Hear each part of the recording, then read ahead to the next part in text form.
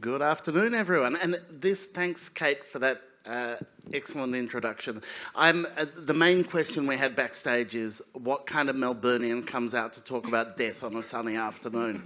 And I'm pleased to already hear that you're a fairly rowdy mob. I'm confused by what that says about your psychology, but let's find out. That's an exciting thing.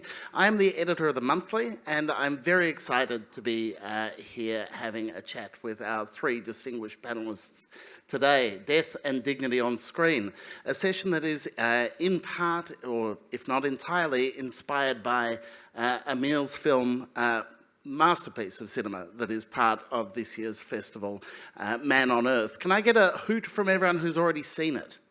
Woo! Excellent. And how many of you are going to see it this afternoon? So we're going to spoil it for you.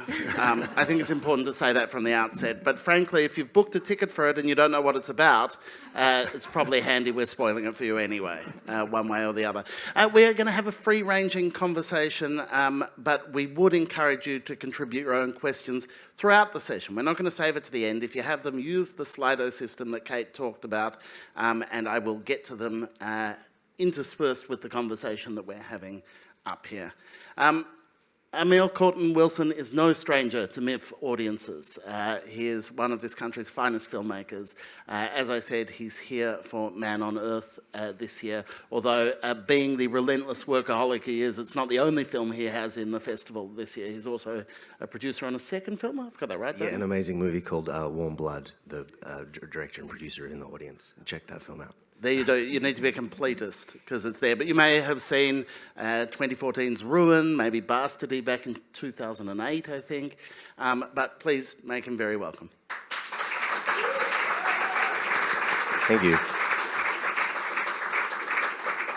Professor Louise Keogh is a professor of health sociology at the University of Melbourne at the Centre for Health Equity in the School of Population and Global Health. Please make her very welcome.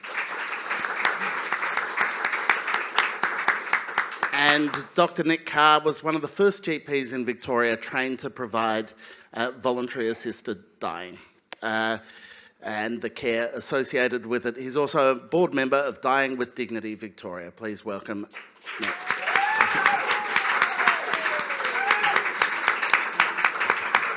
So Nick has the rowdiest friends in the audience. That's what we've learned already, the badly behaved people. Yeah, I think that's the mob from Peter McCallum, I suspect. Sounds about right. They're notorious.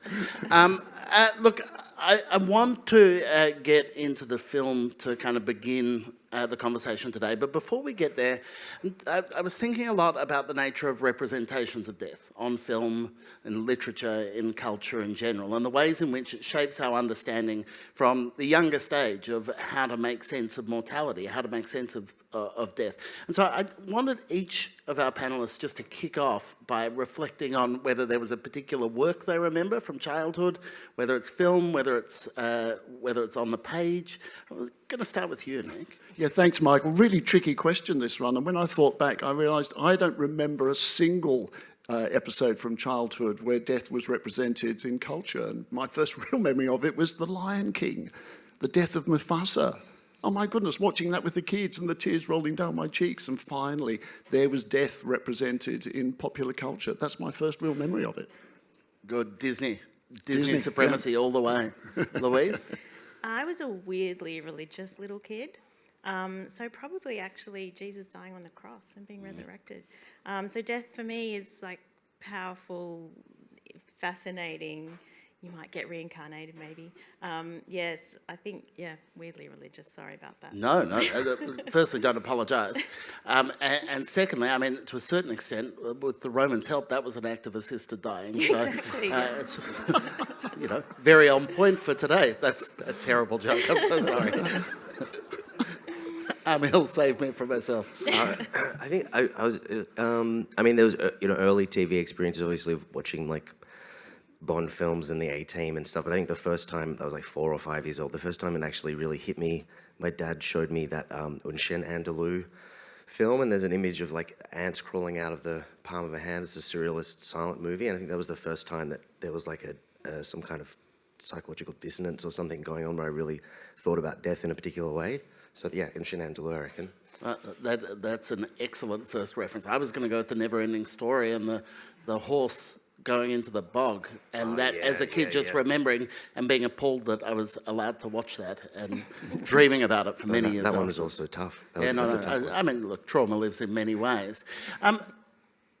This film, Man on Earth, sprung out of another film you were working on. Your interest in exploring the ways we die and the nature of death predated meeting Robert. Can you talk to us a bit about the kind of initial project?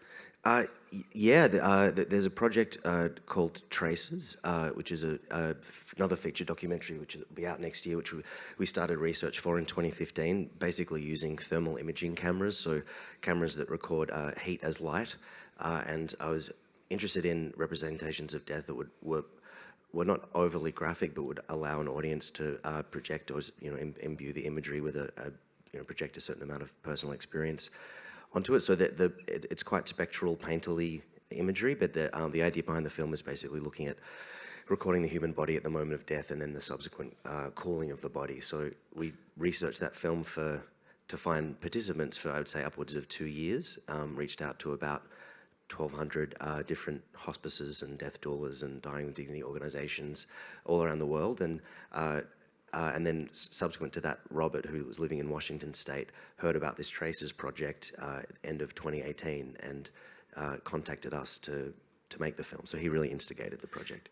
Before we get to Robert, I want to stay with Traces for a moment, because it seems interesting to me that to a certain extent it's a very different project to this one, in that even the idea of thermal imaging, the idea of examining death through the body rather than through the person, through the kind of the intimate human elements of it, reducing it to kind of thermal imaging, sounds like it's almost at odds. Is that? Yeah, I mean, it's actually it's somewhat non-narrative, but the film we did end up shooting the project in a hospice in Colorado. So I lived in a hospice for about 3 weeks in 2019, and we followed two elderly people, but those sequences in the days leading up to their death and then the 12 hours after their death are intercut with probably upwards of around 300 observational, also shot with thermal imaging, observational moments of everything from archetypal moments through the life cycle, so newborn children, birthday parties, marriages, with the idea being that those sequences can be seen as at once sort of things happening at the same time outside of the hospice, but also they can be read potentially as collective memory. But then the third reading is this idea of transference of energy. So the idea that, post their death, there's a transference of energy into ongoing life outside that environment. You may not be able to recall it, maybe the nature of kind of getting projects together, but as a filmmaker, was there a moment where you had a real kind of eureka, I really want to dig into this question of death?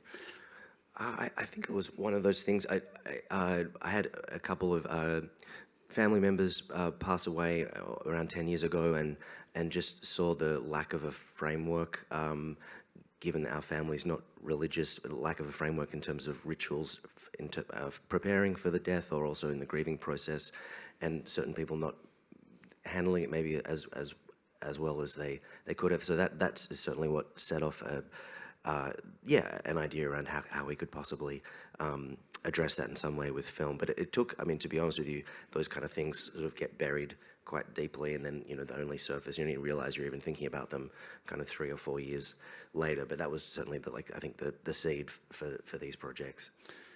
And I imagine it's not very often in a filmmaker's career that you get a phone call or an email from someone like Robert, who pretty immediately presents as a compelling subject. It was shocking, to be honest with you. The initial FaceTime call, to give you a sense of the timeline, was only 3 weeks out from when we began shooting, and Robert and his son Jesse, who was his primary caretaker, they were on the call, and it was myself and Alice Jemmers and Dowd, the producer, and Chris Luscri, and I think it was an hour-long call. His son Jesse was, rightly so, unbelievably sceptical of the entire process. Bob had been reaching out to multiple film crews. At one point, he wanted to have 3 film crews simultaneously recording this part of his life, which gives you a sense of, he also wanted to organise like a benefit concert, and so he had big, really big plans.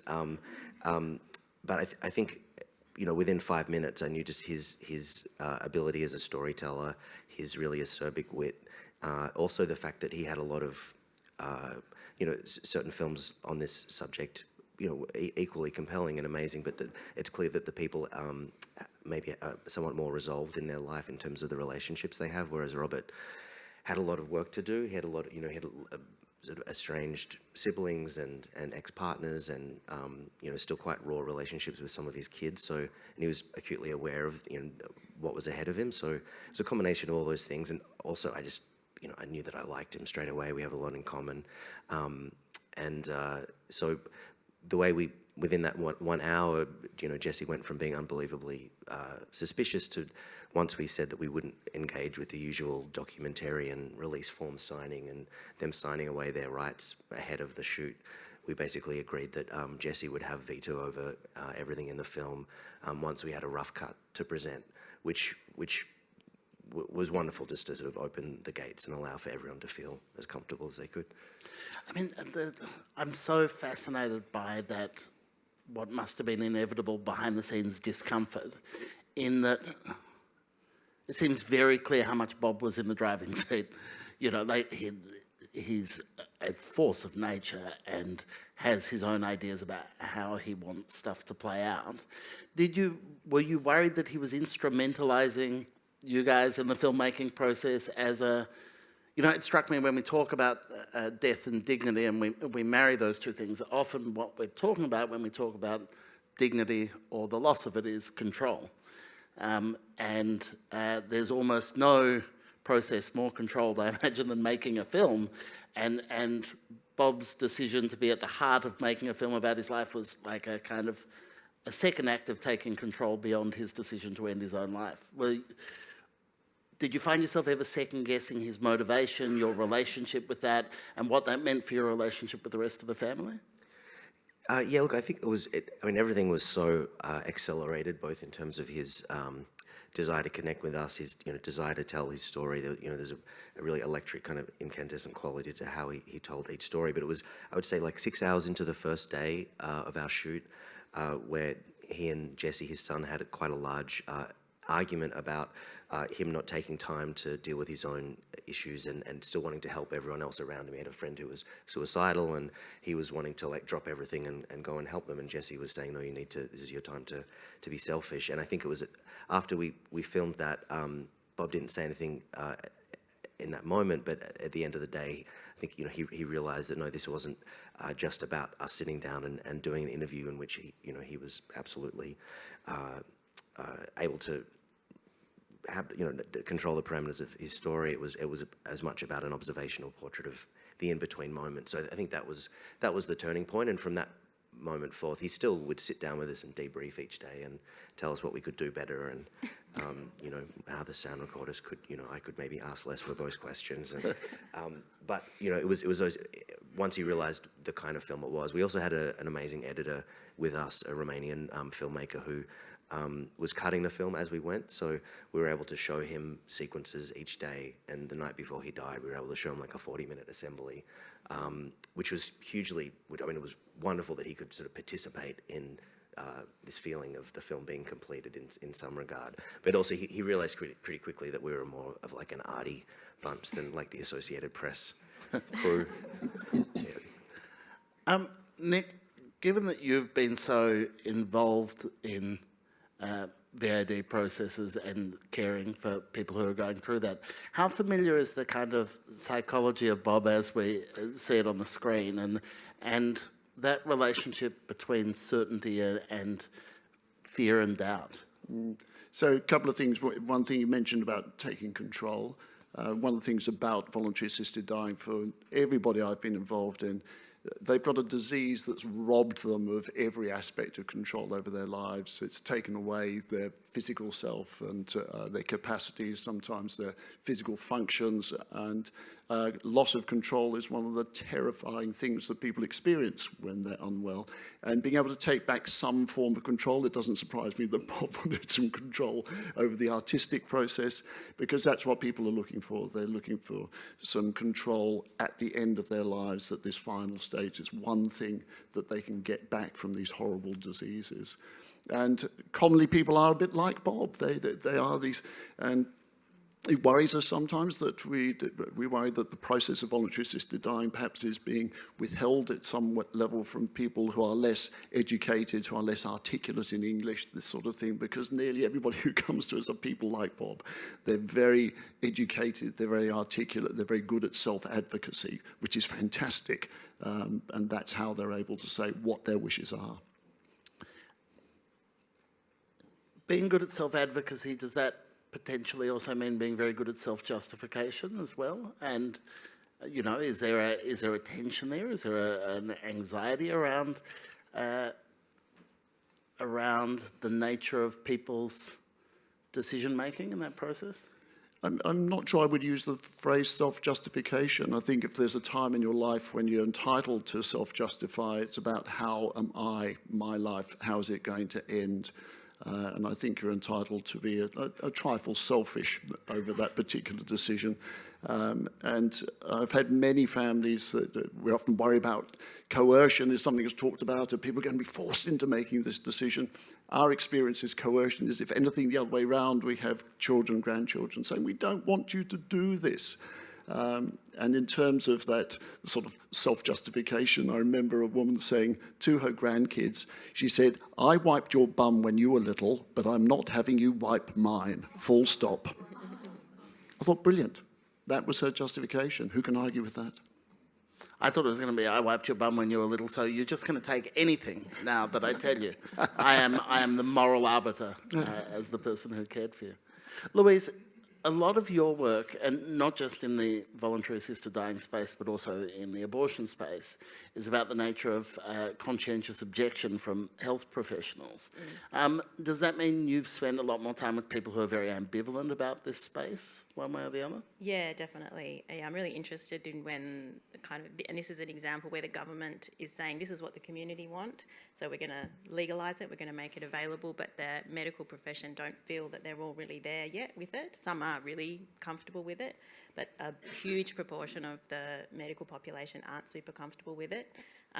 With an honours student, we did some qualitative research with those who were opposed, who claim to have a conscientious objection to voluntary assisted dying, and in abortion that's often very religious based. In this there was very little religion in this conscientious objection, and it was very broad based. It was around what I can handle. I don't think I can personally handle the discomfort. I'm really worried that patients are going to get coerced. There's going to be deaths that would be better just with palliative care. And then there's issues around the medical profession. It's not their role.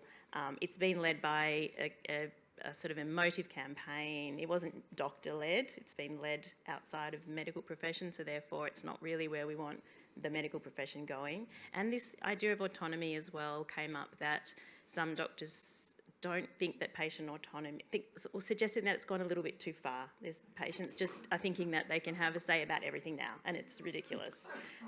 So yeah, really interesting, lots of objection in the medical community, and there's only 184, I think at last count, doctors who are, have the licence or have done all the training and do offer voluntary assisted dying. So if you think of how many doctors are in Victoria, that's a pretty tiny drop in the ocean.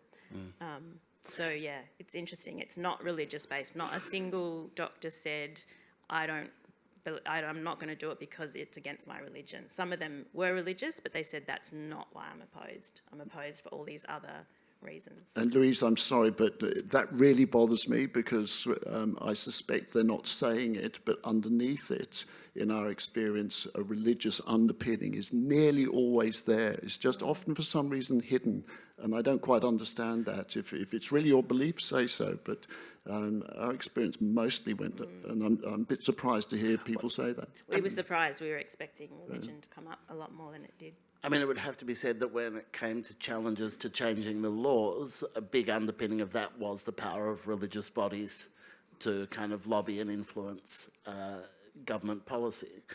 In a previous incarnation, actually, as director of the Wheeler Centre, I was executive producer on the first series of Andrew Denton's podcast, Better Off Dead, which kind of covered Andrew essentially going from being a media figure to being an activist, first and foremost, in his advocacy for voluntary assisted dying. And one of the things that was very clear in the making of that series was the difference between the legal conversations and the abstract conversations and the human conversations, and how important that kind of humanity of the individual experience was in changing minds. I heard another interview with you, Amiel, where you were quite clear that, at least initially, you didn't want this film to be a kind of tool of advocacy for policy change, or, you know, that you were telling a story rather than pushing a barrow. Is that right? Yeah, look, and I think that's true of all my films. Doing the same with Bastardy, the portrait of Jack Charles, and I would hope that just the compassion and the detail and the nuance in the story would naturally, you know, function in that way, but to stay away from, I mean, you know, Bob, a large part of what Bob wanted to get across, which none of which is in the film, is, and getting back to this idea of, you know, potential coercion, you know, a lot of it was to do with, you know, the unbelievably high, you know, medicine costs that he was paying, you know, upwards of $3,600 US a month, and I think the conversations that Jesse was having with Bob around just sheer financial pressures, and, you know, 4 years into being a caregiver. So that was that was certainly something that we chose to leave out. But I think I would hope that, you know, in it not necessarily being perceived as that, then that maybe audiences who otherwise wouldn't be drawn to the film would be, and then could, you know, possibly engage in a different way. And, I mean, it's interesting how much it's just the underlying reality of the film that you're able to set it up very efficiently. And here's the thing, it's this unusual position of someone knowing when they're going to die, having agency over when they're going to die. And so, you know, the name Man on Earth immediately conjures up the phrase last man on earth. And this is a film of lasts. You know, it's a film of last conversations, last reckonings, and that gives it an incredible dramatic power, I think. How much were you prepared for that, you know, knowing what he was asking you to do, knowing he was saying, come and film me and be with me right up until the moment of my death? Did you and your team have to do kind of personal work to prepare? Were there particular things that took you by surprise? I mean, look, the honest answer is we're hugely unprepared, I would say, massively unprepared. And I think, you know, we were navigating things on a day-by-day, hour-by-hour basis. We were, I mean, just, you know, interestingly to your point about grandchildren, you know, pleading with their grandparents, I mean, we did say on a number of occasions to Bob, again, because of financial reasons, you know, his partner at the time was living on the other side of the country, like, can we fly you to Boston? Would you like to see Pamela? You know, can we fly you to Cuba? Do you want to go on a holiday for Mexico for a few days? You know, we've got a little bit of money at the minute. We can do that. You know, he said it was a very clear no to all of those queries, but I think that was our way of also, and I mean, to be honest, we also, I mean, I think there was certain things that were maybe could have been planned a little better, but in terms of, you know, he had all his family members and best friend arrive the night before he was planning on doing this, and for a second it did seem like, well, maybe they could have, you know, waited an extra day because, you know, Bob was caught up in this excitement, and I don't think they'd thought through these small details, and at the same time, when we suggested that, it's like, well, we can just push it to Sunday instead of Saturday. He was also like really, really resolute in that. So I think we were. It was very, very difficult. I think we spent on average maybe, I mean, and the film, to be honest with you, you know, certain European audiences have found it a little, maybe not entirely knowing the parameters of Bob instigating the project. They've found it a little offensive, and found, you know, they've thought that we were being overly invasive, and had a French woman say, how dare you make this film, and how dare you be there for this part of this family's journey. But you know, we were checking in just, you know, hour by hour, I think we were there on average maybe 4 to 6 hours a day. Of the 7 days, we were not with Bob sort of we were away for two of those days. So it was just trying our best and to check in as much as possible. Can I ask, in that European response, did you notice a correlation between more anxiety about the film in countries that didn't have good voluntary assisted dying laws versus the ones that did? You know, were the conversations a little further progressed or a little more sophisticated in countries that had grappled with this at a legislative level? Sadly, the film hasn't. It's only been screening for about 5 weeks, so we haven't had quite enough international screenings to give you give you a complete answer to that. For me, it seemed to have, judging by those responses, it's more of a personal issue to do with assuming that the filmmaking team, that there was a lack of compassion, or this is coming from maybe a more transactional, exploitative relationship with the subject, and just making assumptions. Whereas I don't know. I personally don't feel. I mean, you can see that there's, again, without sort of any spoilers, there's one moment where Bob really does break down severely, and it's the one moment in the film where he sort of lets his entire guard down, and even our cinematographer Jacqueline Fitzgerald clearly hesitates before he falls from the bed to the floor, and she hesitates before tilting down in that moment. But we then kept recording. I think there are certain very difficult things in the film to watch, and then we did try pulling that out of the film, and it felt absolutely disingenuous and totally wrong to do that. So yeah. But also, and correct me if I'm conflating two stories and getting this wrong, but out of frame in that shot is his doctors who are present looking after, what we get to see on the screen isn't the entirety of what's going on. It's framed in a particular way. Exactly, and I think those responses, that people taking issue with the film, just didn't have full context, and yeah. Nick, there's a question from the audience to you as someone who administers the drugs for people to die, just about what your thoughts, what your emotions through that process are. What's that experience like, being there facilitating the act? So just to clarify, under the Victorian legislation, the requirement is that the person takes the medication themselves, and so self-administers unless they are unable to swallow or unable to absorb. So the majority of cases, I'm not actually administering anything. I always offer to be there. I always say to people, you don't get a dress rehearsal for this, if it would be comforting to have someone there. And commonly people like to have a medical professional there. My job then is just to sort of hang around in the background and stay out of the way. But there are times when we're required to give people the medication, either through the liquid, pouring it down a feeding tube of some kind, like a PEG tube, or if someone doesn't have one of those and can't swallow, then to give the medication intravenously. And that's a very different experience. And I remember being interviewed about this before the legislation started. Someone asked me, well, how will you feel about giving the medication to someone? I said, I don't know. I haven't been there yet. And I remember saying, I hope I have the courage to do it. But I honestly can't tell you in advance. Now I've been there for several occasions like that. It is the most extraordinary experience, but the best example I can give you, when I was seeking consent, because the person has to give me consent to proceed, and I said to this man who was right at the end of his life, and I thought, oh my goodness, I'm not sure he's going to be able to respond well enough. And I said, do you understand when I give you these medications, it will end your life? And he said, I thought, I hope that's a yes. And I said to him, would you like me to proceed? And he opened his eyes and said, get on with it. And that's the experience. People in this situation, they are at the end of their lives. There is nothing left for them. Their determination, a little bit like with Bob, the film crew are there, but no, I've made my mind up, this is when it's going to happen. And that's been my experience with every single person I've been involved in.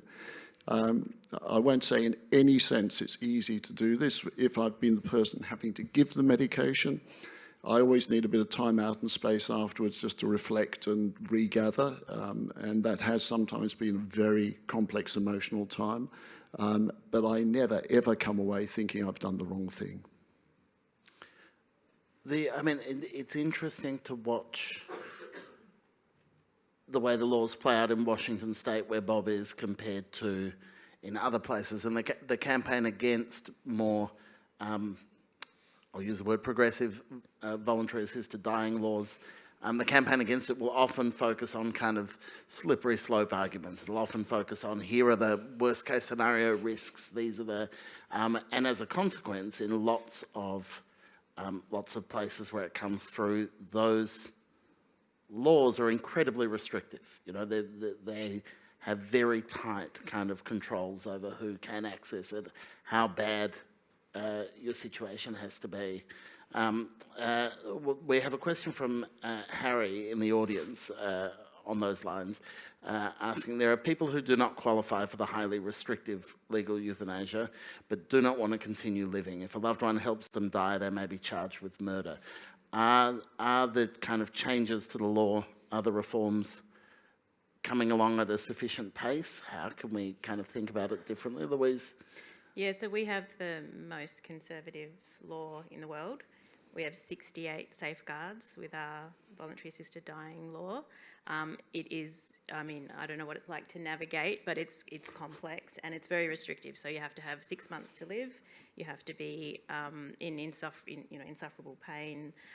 So yeah, it is very tight what we have here, and I think that's because of the campaign and the people who are opposed to it being legislated. I think often a response is, well, we'll just do something really conservative, then we at least have something.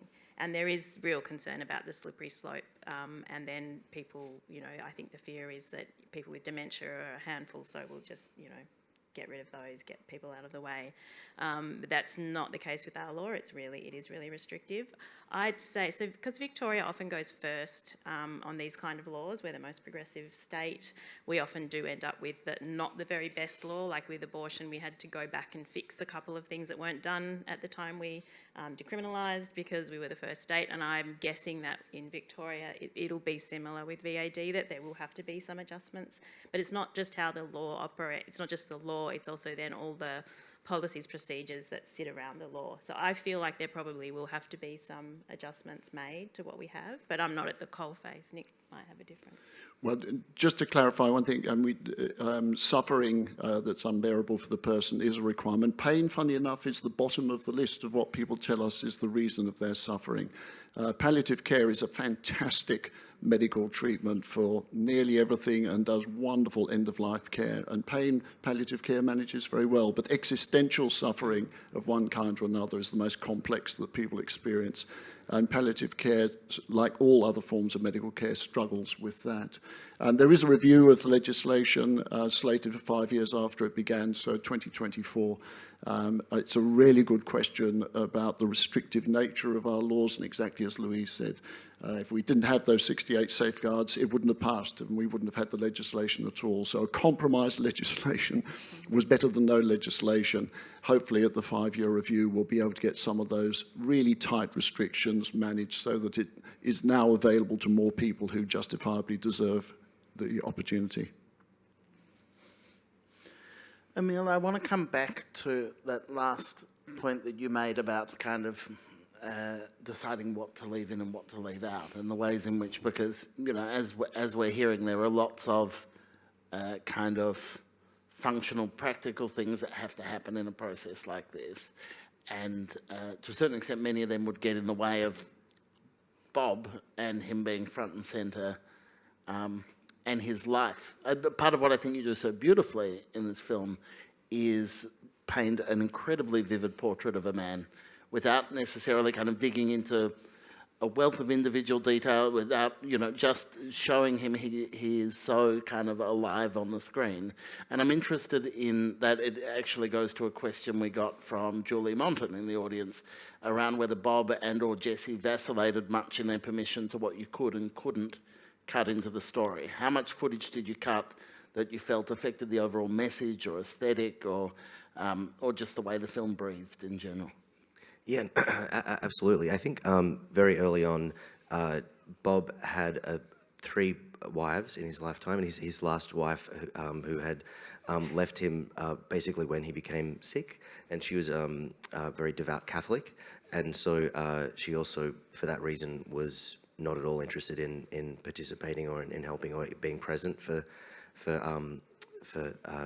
that last week with Bob. So that part of Bob's life was absolutely off limits from the get-go, and I think in some ways it was also just a matter of streamlining the storytelling for an audience. He has multiple partners and multiple children and stepchildren, so we really tried to just focus on the people who were for the most part just there and with him, or he was communicating, rather than getting a picture. You know, he also has an estranged brother, and it's a very large and complex sort of family story. So that was really the main aspect of Bob's life that we were told was, we shouldn't go near, and it was actually sort of a blessing for us in that respect. I mean, I'm glad I'm glad that people find the degree to which we dig into Bob's past, like just enough to give you a taste of the kind of person he is. And I think in many ways, what I loved about Bob from that first FaceTime call is, you know, his taste. He's very archetypal in terms of him. The pop cultural references he uses. He's certainly like an American man, like of that generation, and so, you know, his trips to Woodstock and his love of punk music, and so I think outside of the relationship stuff, pretty much Bob was unbelievably candid about just about everything else. I mean, there's a whole myriad of wonderful stories. Him going on a week-long expedition in Mexico and being kidnapped when he was 15 years old and escaping on horseback. There's a lot of stuff we left out, but yeah. You left that bit out? We left that bit out. Were there any really juicy bits that you wanted to keep in, which he said, no, get rid of? Yeah, he had a series of girlfriends that he would still see like somewhat regularly in Aberdeen. And as Jesse said, his girlfriends, we chose to leave that out. So they'll be in the director's cut. Yeah, that's right. There is a sense, because Bob's so curating the story he wants to tell, I think one of the achievements is you do, without betraying him, give us a glimpse behind the performance. You know, like there is an extent to which he is cultivating a persona in the way he tells that story of the last week. And I think some of the really interesting points of tension in the film come when you watch his family engage with that, or, you know, like how much did you have a sense that you were working with Bob on it, and how much did you have a sense that for the good of the film you needed to work past Bob a little bit to do it justice? Yeah, probably like an 80-20 split, I would say. Yeah. I mean, things like, he really was a frustrated actor and frustrated stand-up comedian. You know, he a massive fan of Lenny Bruce and George Carlin and Richard Pryor, and so conversations like that really only happened while shooting led to, there's a sequence where we see Bob on stage in a beautiful old Art Deco cinema, and this idea of, you know, his chance to deliver like a monologue of sorts. All those things sort of were born of conversations mid-shoot, but yeah, you're absolutely right. It's those moments when there was more fractious or tense moments with his family where you do see something behind that veil. The interesting thing, again, I mean, it's like people who also take issue with how performative Bob is as a character. I find that interesting because it's his personality, and I mean, it's clear that he's cracking jokes and he's like that whether the camera's on or not. But I would hope that you at least, as you say, you get a glimpse of those more private moments, and certainly just, you know, the way he's tethered to technology, the way he's tethered to his phone. When he did take a breath, I think it was, you know, quite telling, because, you know, clearly instantly the silence sort of enveloped him in a very palpable way. Did you have a sense that he was afraid? I think he was absolutely afraid, yeah. deeply afraid. But I think most of that was born of these fractious relationships and the fear of not finding some sense of closure with children, stepchildren, and ex-partners. But yeah, afraid, but equally absolutely resolute, I would say. That fear of not finding closure, and I'm sorry to keep circling back to this, but I'm just fascinated watching it by his decision-making process that leads to wanting a film crew there through that process. You know, like, to a certain extent, it becomes a security for him because he can perform the search for closure, and if it's not successful, there's not time all of a sudden. Like, Also allowing, giving him a reason to have a certain conversation. The number of times he would say to his ex-partner, Pam, this is for the film crew's here, so can I ask you about this? I think that's a fascinating thing that's certainly for people who, take issue with a film crew being there. That's the flip side of that, which is it basically gave Bob license to step outside the usual family script of conversations and say, okay, we need to have this conversation now for this reason, for the film. And I saw that happen multiple times, and that was, I think, allowed him to chart terrain that he wouldn't have otherwise maybe had the sense to. A question from the audience, Louise. If doctors opposed to VAD watched Man on Earth, do you feel it would address some of their concerns? Interesting. I think it's a different system as well. So they have the physician-assisted dying. So I think it's not a direct comparison because we have the self-administered. The concerns were so much around doctor-patient relationship, medicine, society. I don't think they were opposed to someone having the right. Do you know what I mean? It was just that they didn't want to be the person to do it. So, yeah, I didn't get the feeling that they were like, it should never happen and no one should have that option. It was just, for me, it's not going to work. So, yeah, I think they would, so I'm guessing here that they would continue to possibly support people's right to have that option but still not want to do it themselves. I was really interested that the physician in the movie seemed to really just get so much out of doing that. She talked about how much she loved that process, which is sort of a weird thing to say. But yeah, Nick talks about a similar thing. So I think, that would be, interesting to hear what they would think of that. I mean, it seems to me from very far outside it, like, it's hard to imagine a greater act of compassion or care than helping someone through that process. Nick, do you think, you must have been on the receiving end of more than your fair share of hostility because of your work in this? Occasionally, but interestingly not that much, and very little these days. And I'm very interested in your studies, Louise, because, mostly we know that around about 80% of doctors say that they're pro-voluntary assisted dying, and what you're saying is that, but a far smaller percentage is saying, I'm happy to be actively involved. And certainly that's my experience. I talk to people and say, well, I've been referred your patient, how about you do the training? And say, oh, no, I'm really for this, and I'm very happy you're going to do it. Yeah. And I kind of get that because it's quite a big thing to do. It takes a lot of time, a certain amount of emotional energy, a certain amount of financial impost because there's no money in voluntary assisted dying, I can tell you. So I get why doctors are a little hesitant to get involved and say, well, other people are doing this. I'm happy to devolve that to others.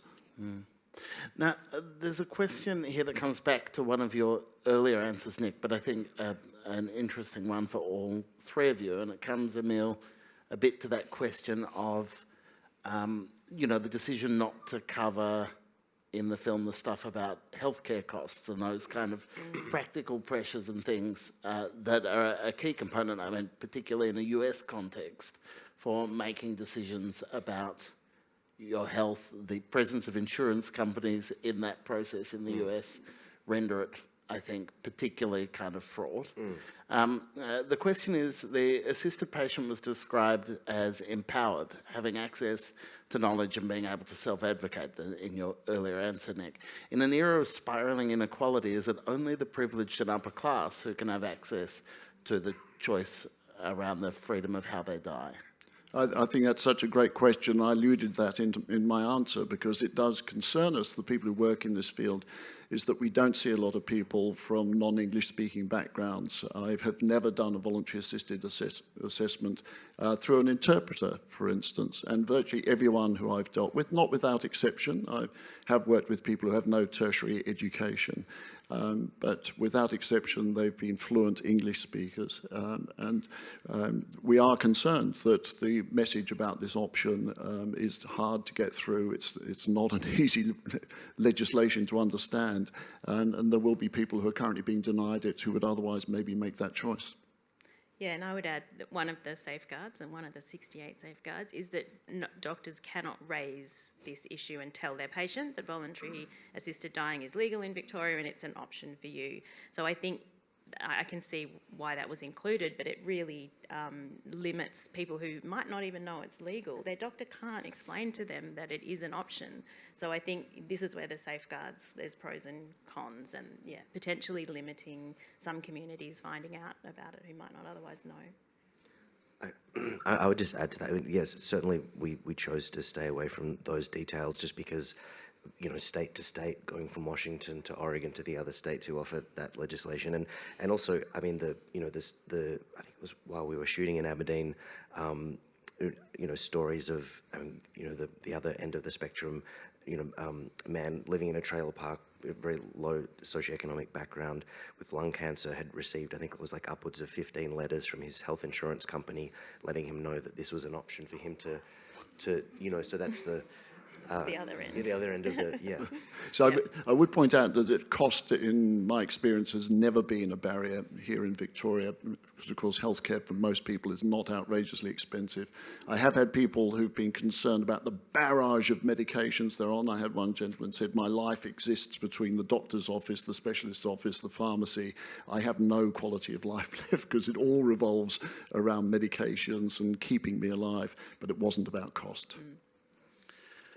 One of the astonishing things about the film, and hearing you talk really brings this home to me, Amiel, is how truncated your time with Bob was, how much it was, you know, from that first message from him to the moment of his death was incredibly kind of condensed for you guys as filmmakers. And while I'm aware people in the audience, some of you haven't seen the film yet, and I'm sorry to cut into your experience of it, but I wanted you just to reflect for us a bit on the filming of the moment of Bob's death and the period immediately after that for you and for the rest of your team, because, you know, there are several of you who are having to work out how to process that, not just as storytellers and people involved in a creative enterprise, but just as humans who have been around another human.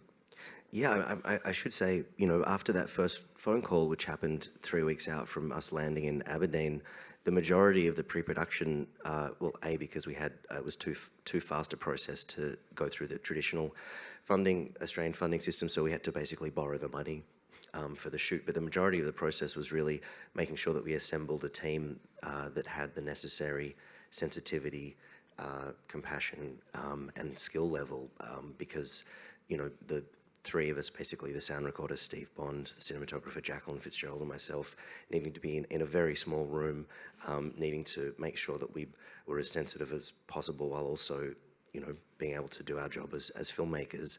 But I did know that Jacqueline and Steve would bring the right energy and feeling and compassion, and I was right. You know, Bob took to them unbelievably. Alice also did a remarkable job under insanely stressful working conditions, and was able to navigate being outside the room, but also navigating, you know, the relationship with the rest of the family, and you know, the daily process of where the boundaries were in terms of how much we shot, when we would leave. I mean, for each day. But you know, to get back to your question, I mean, there's a moment in those final sort of 5 minutes of Bob being still alive where you see the camera start to shake, and that's Jacqueline sobbing uncontrollably, and had to, be basically wiping Steve Bond's nose while he was holding Boom, because he was just like sobbing, and they became unbelievably close to Bob. And to give you a sense of how Bob felt about them as well, Steve's father at the time was terminally ill and ALS, and Bob found out about this, demanded that he have a Skype with Steve's dad like 3 days into the shoot, just so he could tell Steve's dad how great a job Steve was doing and how proud he should be of him. So it was, it was really unlike anything else I've experienced. We just became unbelievably close, and I think the film only premiered 5 weeks ago, and there was I've been telling friends, there's a very strange delayed grieving process where I think it was only the moment when it was screening in a room full of strangers that I saw my friend die kind of for the first time, and sort of went home afterwards and just like cried like a baby for a whole bunch of hours, because it was sort of, I hadn't quite grieved properly until and that was, I think, a lot to do with the pressure that we felt collectively, because Bob had approached us and wanted us to tell his story. So I'd never gone through that particular kind of dynamic before. But the moment of filming that was, unbelievable amount of respect for everyone involved in your field, and then subsequently going to work in this hospice as well. Like, my respect for people in palliative care and working in dying with dignity is, it's unbelievable human beings that I've encountered. So, it's a long, rambling answer. Yeah. I wouldn't say rambling at all. There's a question from the audience from someone who hasn't had a chance to see the film yet, but interested in the period after Bob's death and the days and the weeks, and just to come back to that experience of grieving when you got to sit in a room and watch it with an audience. In between the filming and that was the taking of the footage to Bob's family for, as you mentioned earlier, that was, the clearances didn't happen until then. It coincided with the scattering of the ashes. That must have been a kind of extraordinary process. Yeah, look, Alice and I returned a year later, and we went to the local beach and spread Bob's ashes with Jesse and his family, and then I think 2 days later we sat down. I don't think Jesse had considered the intensity of sitting down to watch the film, because he'd organised to cook us a steak dinner just after watching the film,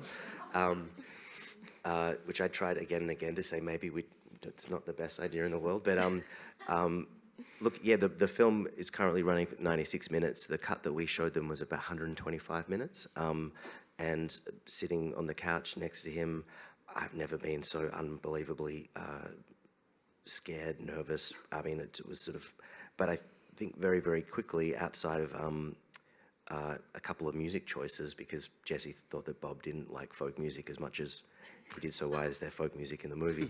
But like, strangely, that was the thing he was preoccupied with. But very quickly at the end of as the credits rolled, he's just like, you don't need to change a thing. It could be a little shorter.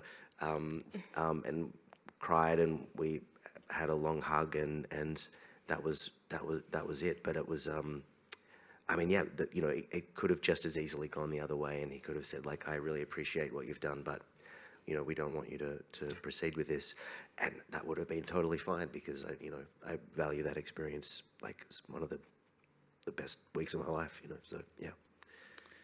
We're almost out of time, I'm afraid, but I would like each of you to, just to finish us up, reflect on an element you want in your own death when the time comes. What's your idea of a good death? I've seen the movie, which is completely wonderful. It was a little bit like a day at the office for me, but from my point of view, when I go, that's how I want to do it. Yeah. With Amiel in the room. The camera is optional, but... Yeah, I think we can get caught up with sort of wanting the perfect experience of everything. And what I really liked about the film is that it was just so real. It wasn't perfect, it wasn't spiritual, everyone wasn't happy, everyone hadn't resolved all their issues, and I think that's just a really good reminder. I think we can get really caught up with getting everything right. I can get caught up with getting everything right and doing everything perfectly. So I think it's really good to just think about, life is what it is and accept what's there at the end. So I'd aspire to do that, accept what's there. Yeah, I would concur. I just have people I love around me. I think that's just such a blessing. I couldn't ask for anything more than that, time to communicate those things. And yeah. And you? How about you? Well, my grandfather, who I adored, he died at home in his bed. It was kind of an early summer's day in Melbourne, and his kids and his grandkids and babies and dogs and cousins and neighbours and everything. The house was full. It'd gone into a decline over about 3 or 4 days. And we were standing around the bed and drinking. And my mother or my aunt made a joke and said, "Hey, Dad, do you want a gin and tonic?" And he hadn't talked in 4 days at that point. And suddenly from the bed, he spoke up and he quavered out the words, I can't. And we were all like, "Oh, it's fine, it's fine." And then there was silence and he said, "I can't see any possible objection." I thought, that's pretty good. It's not too bad. The film is an absolute privilege. If you haven't had a chance to see it, there is one final screening coming up this afternoon. I don't know if it's sold out, if you don't already have a ticket. But just go and be rude to MIFF staff. They love that. And especially at the last day of what has been a long and extraordinary festival. But it's been an absolute privilege to talk about these big ideas on a Sunday afternoon with the three of you. So please thank our three panellists once again.